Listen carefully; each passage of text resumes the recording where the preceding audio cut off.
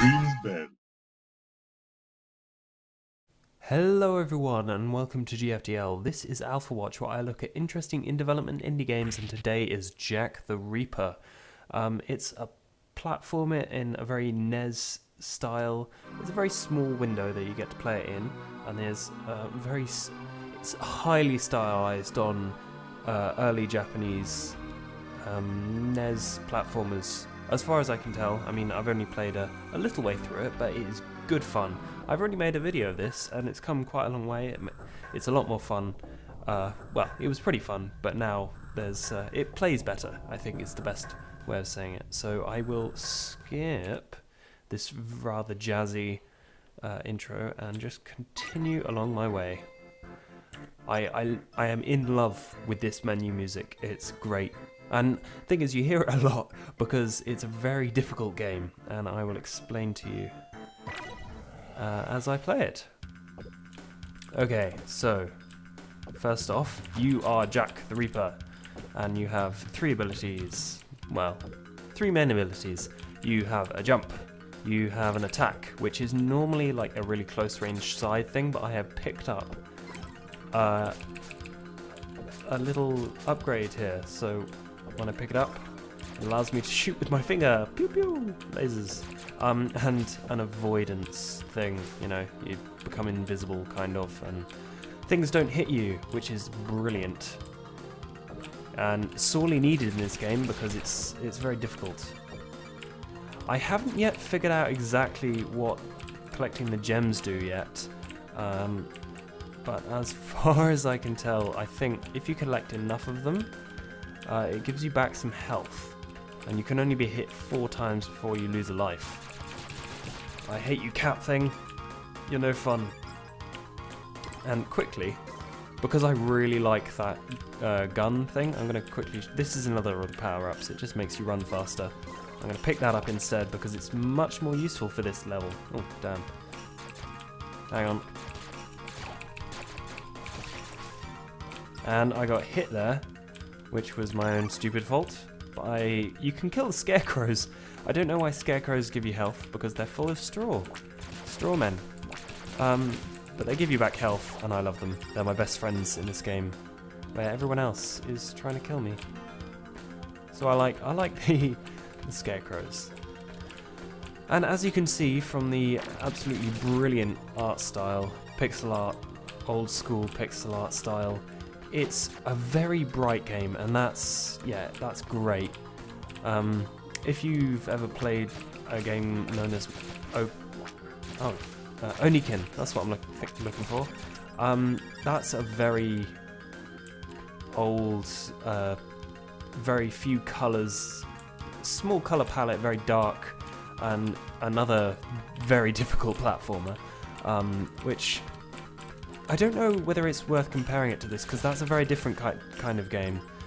For that one, you kind of have to learn exactly what's going to happen where, but in this one you spend more of your time learning exactly how to get through the level, because the door isn't always exactly to the right. So I'm going to dodge that.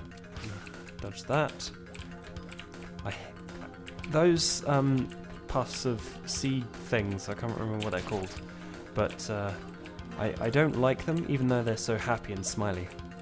Everything has a smile on it in this game, and everything's very happy to murder you brutally. And there's another attack thing that I will show you here, which I don't know, I don't like it as much as the gun. But what I will need to do is change it for that very soon. There we go. And I've got all my health left, so now onto the boss, which has got me stuck. Ah! Even with a shield, I can't. Ah! I keep on pressing the buttons because the control scheme is Z, X, and C. No, okay, I popped. Yeah, Z, X, and C is it's kind of difficult when you're just beginning to learn exactly what each thing does. So you just have to get used to it, and I'm not sure if there's any key rebindings. Oh, I got hit. Bugger. There we go. My gun thing, which I so love to get through this level with. Very useful. Thank you, Mr. Scarecrow. He gets obliterated and his hat very, very slowly falls to the floor.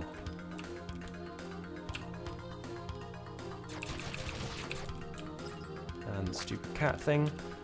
And I'm not sure if there's any logic behind the enemies in this game, but they're all really well drawn, and I like the look of it. It's cool. Ah! You have to time your dodgings very perfectly, otherwise, otherwise you just get absolutely mullered by everything. And yeah, because it does that thing. I don't know if it's intentional. Well, it must be intentional because it's starting itself on the NES. But at the time, I don't know if it was intentional. But very few platformers and things had more than, say, up, down, left, right, or in this case, angled. I think there's a down angle as well. Yeah, and it makes it very difficult to hit things sometimes. And I think that intentional limiting of your abilities is one of the things that makes this game so damn difficult. But yeah, it's a really good game, and it's free. It's the demo version at the moment, but when it is released, it will be free. From what it says on the TigSource forums, and yeah, free to download and all that jazz, which is great news because everyone loves an amazing platformer, no matter how unusual it is and how many cactuses and balls of fluff you have to shoot. Yeah, it's challenging. It doesn't have like a ridiculous difficulty curve, but nonetheless, it does give you a good challenge. As you may have seen at the beginning, there was. See if I can get this boss. There was a bit of a warning at the beginning saying this game is hard. And from what I've read on the TigSource forums, there is. Oh dear. No! I'm really bad at this game, so I'll go back a level and talk while I show you this one. Yes, so what I can tell from the TigSource forums is that when you get to a certain point in the game, there's a little a thing in the bottom there where you can increase your amount of money. You can spend that, and also you can have two powers which combine to make a superpower of some description. I don't understand how that works, and honestly I'm not entirely sure I'll get that far because I'm really bad at the game. Anyway, thank you for watching. There are links in the description to where you can get the game and all that jazz. Goodbye everyone.